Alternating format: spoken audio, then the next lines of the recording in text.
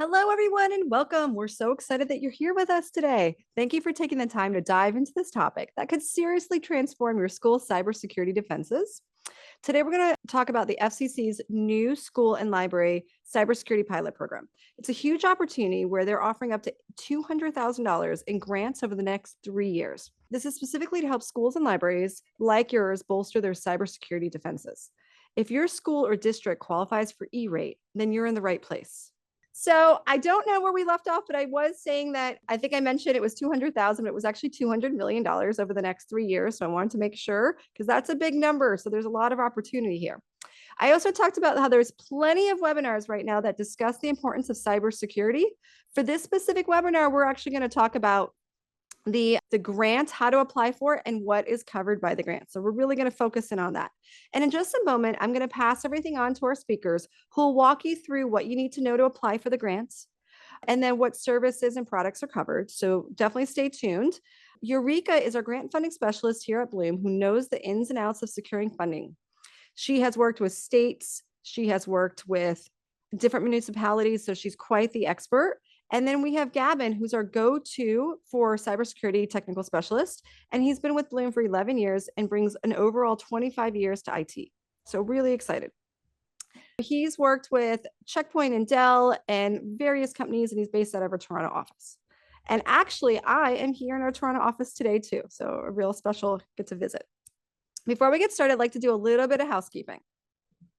This grant isn't officially open yet. We're going to send you updates via email as things change with the grant. So be sure to drag and drop our emails to increase your chances of seeing it.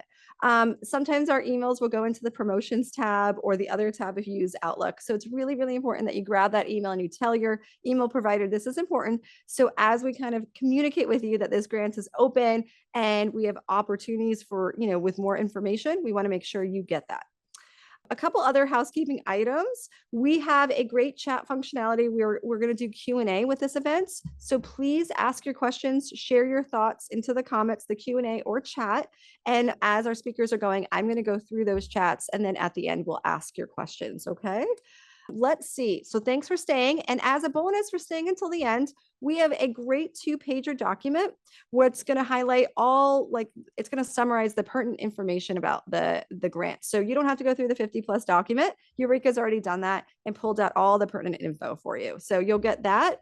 Plus, you're going to get Eureka's contact information. So as you start to apply for the grant, if you have specific questions, she is going to be able to jump on a call with you and really go through your questions to help you secure that funding. So really excited. All right. So we're going to move swiftly. As you could tell, I speak fast, but let's go through what we have lined up for you today. We're going to tell you a little bit more about Bluum and why we're qualified to help you with this grant, an overview of the grant and the application process, steps that you could take right now to get started because there's some work that you need to do before the grant even opens, and how to apply and what to do next. And then we have all those extra bonuses at the end that we'll cover for you and give you links to. As for me, I'm Renee Seltzer, the VP of Marketing for Bluum. Hi. If you're unfamiliar with Bluum, we're a K-12 tech solutions outfitter. We do everything from cybersecurity, AV, devices, STEMs, labs, esports, and everything in between. And we have experts all across Bluum. This is something I was so surprised by, who spend their days meeting with manufacturers and testing our products. So we actually come to the table with recommendations on what products and services would be best for you to hit your educational outcomes. So really do lean on us wherever you can. We also have former superintendents, educators, and researchers on staff to help with fiscal planning, holistic planning, tech assessments, and professional development. So your teachers not only learn how to turn on the device, but how to incorporate it into your curriculum. So that's really, really important. We don't want to burn those teachers out for them to have to figure all that out on their own. We know your time is valuable, so I'm going to pass this on to Yurika. Yurika, the floor is yours. Great, thank you. Hello, everyone. We have to start out with some disclaimers, so I'm just going to run by you. Bluum offers consultation research support and eligible products and services to guide districts to understand the requirements for competitive and non-competitive federal grant funding application.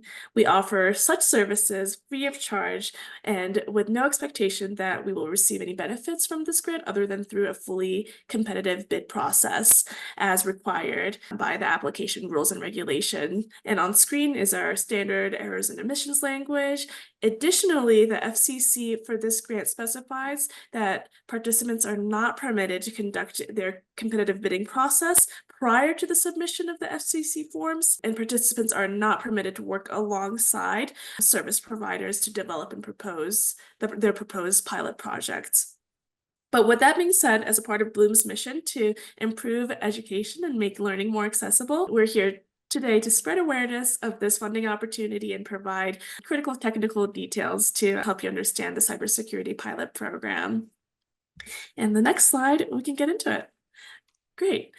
The school and libraries cybersecurity pilot program is administered by the Federal Communications Commission, which is a federal branch, with plans to expend, as Renee said, $200 million through a 3-year program. Some of the goals of this funding is to evaluate the effectiveness of federal funding to protect schools and library networks and enhance cybersecurity through this funding. The award amount is tiered by enrollment for our schools and districts and by site for libraries. And the application is not open yet, so we are in the pre-application stage. But there is plenty to do now, and the FCC has provided a lot of guidance on what's available and what you should be doing now. And we'll go into that. The next slide is who is eligible. In our marketing communications, I'm sure you've seen schools, libraries, school districts, and consortia. What's a consortia? It's a mix of school districts, schools, or libraries. Any eligible applicant can be in a consortia if you feel that your project is aligned with maybe your neighborhood district. So all applicants must meet E-rate eligibility, but being a participant in E-rate is not a requirement for your application. The pilot program is included to have a diverse inclusion of small and large institution and urban and rural locations. So please submit if this is something that you are interested in. And the funding priorities do have a low-income applicants and tribal communities. So those are the goals of the pilot program. Next slide. And we will talk more about the allowable costs with Gavin later on, but to give you a brief overview, it's advanced and next generation firewalls, endpoint protection, identity protection, authentication, monitoring, detection, and response. And Gavin will let you know what those mean in your cybersecurity plan. Next, what to do now. Right now, all you are asked to do is to make sure that your registration is up to date. So when the FCC applications do open, you are able to have a smooth time going through the registration process. So SAM.gov is the first that you need to make sure that you have. This is a system for award management. If you're familiar with any other federal grants, you most likely have a SAM.gov application. You may need to renew your application if it's expired, so that takes over 2 weeks. So please make sure you have an active SAMS registration. There's also FCC specific registration that you'll do through the Commission's registration systems called CORS. So make sure you have that number. You most likely have this if you did E-rate in the past years. In that same vein, the build entity number is E-rate specific. So if this is your first time applying for FCC program, you may need to go through this registration process. Another thing you can get going right now is preparing for your Form 484 application. So this grant is administered in 2 applications.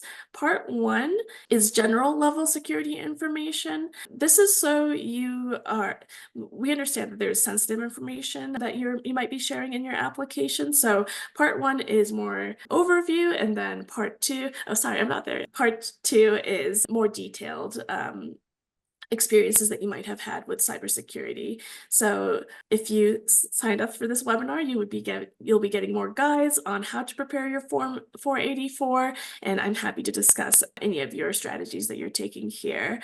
As you can see, it has a proposed plan, project details, experience in your cybersecurity, your incidents and best practices that you're implementing, as well as other collaborations and resources that you might be pulling. Estimated costs is something that we could help if you need any estimates on your projects. Our account executives and Gavin will be happy to work with you to get a better understanding of the prices. So yeah, I think now I get to pass it on to Gavin, right? Yep. Okay. We're back with the 4 allowable cost categories, and Gavin will provide some insight here. Thanks, Yurika. Hello, everyone. Happy to be here. Looking forward to help building cyber security solutions with all of you with this pilot program grant money that all of you are going to unlock. So when evaluating your cybersecurity needs and participating in the pilot program, you should look at how each category is defined and how it will affect and improve your cybersecurity posture. A next-generation firewall is an advanced security system that goes beyond traditional firewalls. It offers more detailed network protection by inspecting network traffic deeply, blocking malware, and preventing cyber threats.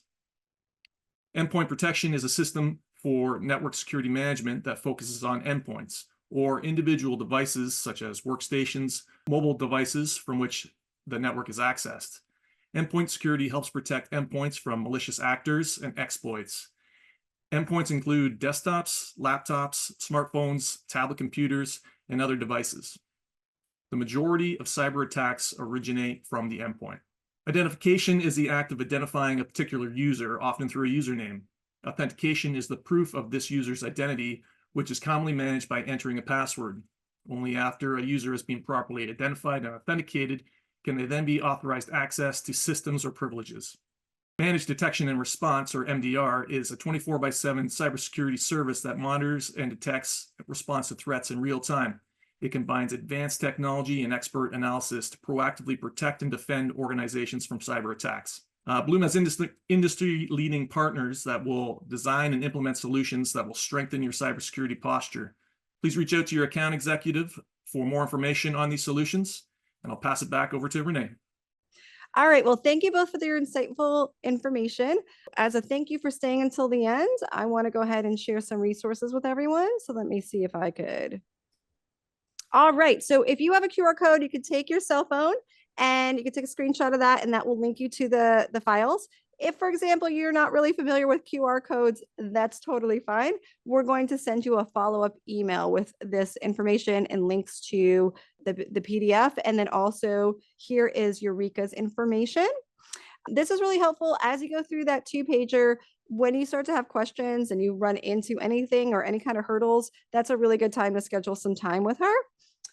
And also is as you start going through this process, you really want to get into better understand what kind of products and services are covered under this grant, and you're just interested in fortifying your defenses anyway, we have an account executive in your area that could help you. So that link will just take you to fill out a form and then request to get a demo or conversation started with an account executive.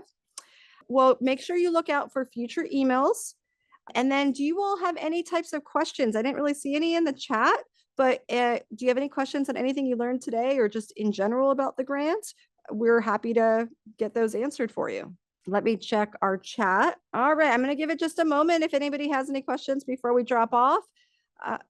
Yeah, so please do ask your questions, and then also keep an eye out for future emails from us, because we will alert you when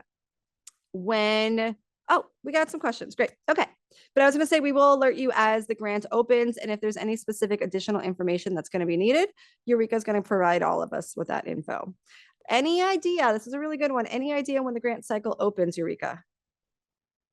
On all of the FCC's communication, they use the phrase, "will open this fall." So to me, it's fall already and the leaves are turning. So I feel like it might be a time in this month, no later than mid-October, I'm hoping, because October is fall, right? Yeah. We're all Yeah. drinking pumpkin spices. So The pumpkin spice lattes are already here, yeah, so that's full. we're really Well, I wanted anticipating. to ask, we have another question. Is this grant focusing more on infrastructure or programming? And that could be to Gavin or Yurika. Take that. Cybersecurity, yeah, Yeah. cybersecurity is both hardware and software. So I would say yes to both. So depending on what your cybersecurity posture is today and where you're trying to get to, we definitely have a solution that can help, that will fit into this grant funding program. So I encourage you to reach out to your account executive, and we'll go through the process, see where you stand today and where you want to get to.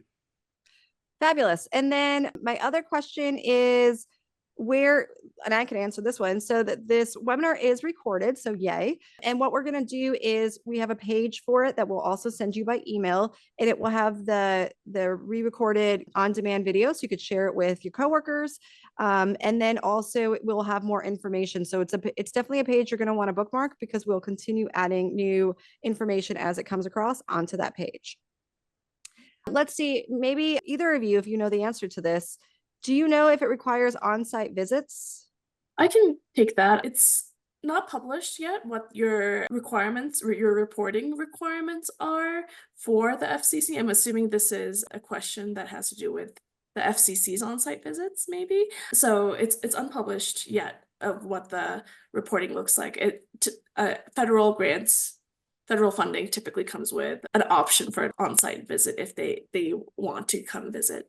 So Okay. there's that. Mhm. So is it really kind of each specific scenario might warrant it or not warrant it, but they'll communicate that with you if that's what it Yes, means? your program officer should alert you if there is an on-site visit requirement for your specific project. Perfect. And then we have Gail, who asked us, do you charge a consulting fee? Grants advisory services is free of charge as a courtesy service, as a part of our mission to improve learning and make it more accessible. So my fees, there's none. I don't, are you maybe thinking of consultant fees as an allowable cost to the Yeah. So project? Gail, if you have any follow-up questions, Yeah. definitely do ask. And because there's also, we do holistic planning, and we look at it, we could look at it a lot of different ways. So there is additional services, but then there's also times where you could speak with our account executives and pull Gavin in and provide you with consulting on what products or services or how best to kind of package everything together too. And that would be without a cost. So let's see. All right. Wait, there's another question. So it says, do you know the turnaround time will happen between the application and award? Typically, federal funding takes at least a quarter to evaluate and process. That hasn't been published yet of when the awards will be finalized. Okay, that's a good, at least it's a framework to work with, right? So, Yeah. and then we have Karen, who asked to clarify as it relates to kids or more operationally. I don't have the context, so maybe you guys For can the figure that out. infrastructure and programming, maybe. I think Karen's said is the focus more on infrastructure programming. So Okay. as it relates to kids or more operationally. I think that your application will always talk to the end users and the security of your constituents. I'm assuming this is a school or a school district, so how that would impact your safety overall. Like Gavin said, cybersecurity is so much in the operations and how to strengthen your protocols. So I would say, yes, you will talk about your end user and how you're supporting that through your operations. And I am seeing some questions in the question Q&A too. Oh, let's hop in there.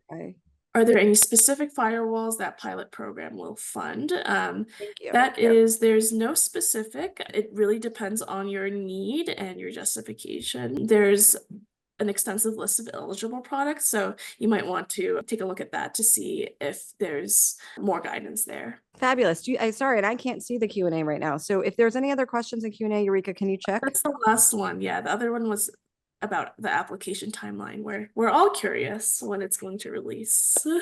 Well, fabulous. I want to say thank you all for your time today, and Yurika and Gavin for your expertise. And I wanted to say, look, we did a webinar in under 30 minutes, so that's pretty impressive.